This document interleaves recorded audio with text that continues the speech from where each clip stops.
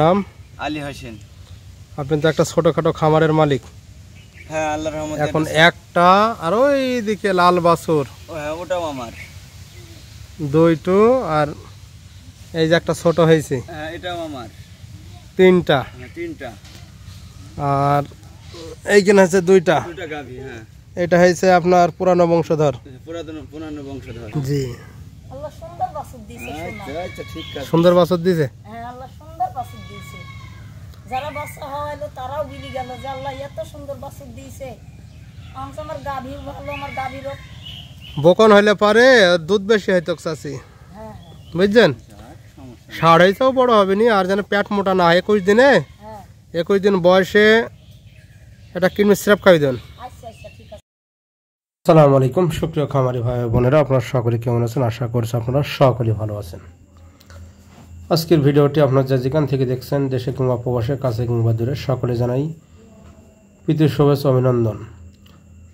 প্রথমে শুনতে পাইলেন খামারির সাক্ষাৎকার, এবং ওইটা খামারির মা মুরব্বী চাচি। অসাধারণ। আসলে এক বছরের ফসল যদি ভালো না হয় মন খারাপ হওয়াটাই স্বাভাবিক।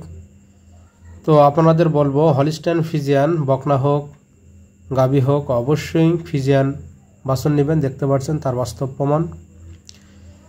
মূলত এই খামারি একটি গাভী থেকে এখন মোট হচ্ছে 6টা গরুর মালিক। একটা মূলত লাল গাভী থেকে ওনার জাত উন্নয়ন হয়েছে 4টা, আর এটা দিয়ে ছোট বাছুরটা দিয়ে হলো 5টা, মানে 2টা বকন, একটা 3টা, 2টো বাছুর, মোট 5টা। মূলত এই বকনটি আজকে ডাকে এসেছে প্রজনন করার উদ্দেশ্য। এখানে এসেছি, দেখতে পেলাম আমারই হাতের এসিআই সিমেন্টের বাছুর 008 প্রদান করেছিলাম। তো এই ছোট্ট বাছুরটি পেয়েছে, এবং এটাকেও 87.5 দেব, 009।